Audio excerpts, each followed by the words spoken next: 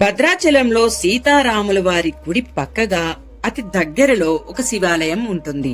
ఆ శివాలయంలోని శివుడి పేరు శ్రీ రామలింగేశ్వర స్వామి అని పిలుస్తారు. మరి ఈ శివాలయం కథ తెలుసుకుందామా? ఈ యొక్క రామలింగేశ్వర స్వామి శివలింగాన్ని శ్రీరాముడే స్వయంగా ప్రతిష్ఠించినట్టు పురాణ కథలు చెబుతున్నాయి. లంకా యుద్ధం తరువాత పాప విమోచనం కోసం శివుడిని పూజించాడని విశ్వాసం. అందుకే రామలింగేశ్వర స్వామి అని పేరు వచ్చింది. మహాశివరాత్రి సమయంలో చాలా గ్రాండ్ గా ఉత్సవాలు జరుగుతాయి. అలాగే శ్రీరామ నవమి టైంలో కూడా భద్రాచలం మొత్తం ఎంతో రద్దీగా ఉంటుంది. ఈ స్వామిని దర్శిస్తే పాప విమోచనం కలుగుతుందని నమ్మకం. వివాహం కాని వారికి వివాహం జరుగుతుందని, అనారోగ్యంతో బాధపడే వారికి ఆరోగ్యం చేకూరుతుందని, శాంతి కోసం చాలా మంది ప్రార్థిస్తారు.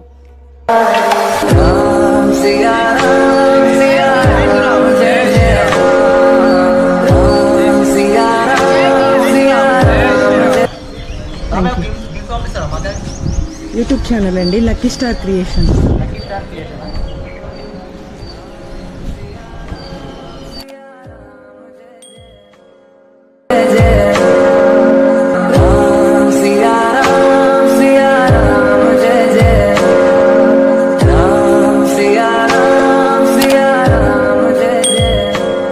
మన భద్రాచలం అలాగే భద్రాద్రి కొండ ఎంతో పుణ్యం చేసుకుంది అంటే 100% ఇది నిజమండి.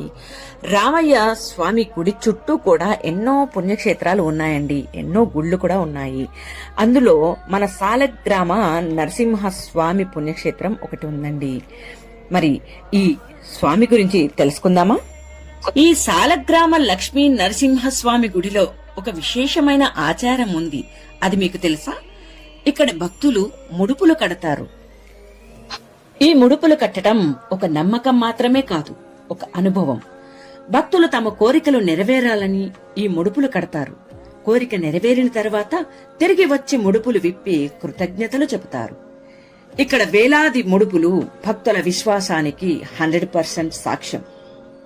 ఈ గుడిలోకి అడుగు పెడితే ఒక ప్రత్యక్షమైన శాంతి అనిపిస్తుంది. నరసింహస్వామి దర్శనం భయాలను తొలగించే దివ్య శక్తి. ఇక్కడ గోశాల కూడా ఉంది. ఇది కేవలం గోవుల స్థలం కాదు. గోసేవ చేయడం అంటే మహాపుణ్యం అని నమ్మకం.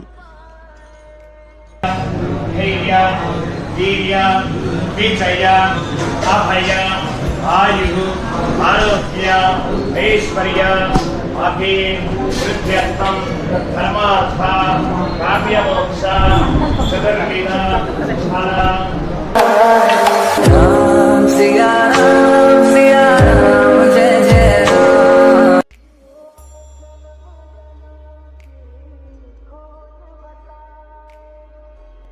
మరి భద్రాచలంలో మరో పవిత్రమైన స్థలం కూడా ఉందండి. అదే పర్ణశాల.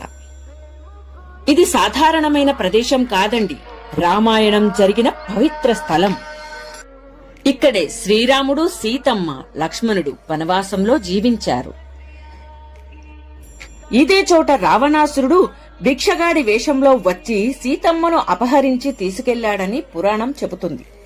ప్రతి అడుగులో చరిత్ర, ప్రతి రాయిలో రామాయణం. ఇదే పర్ణశాల.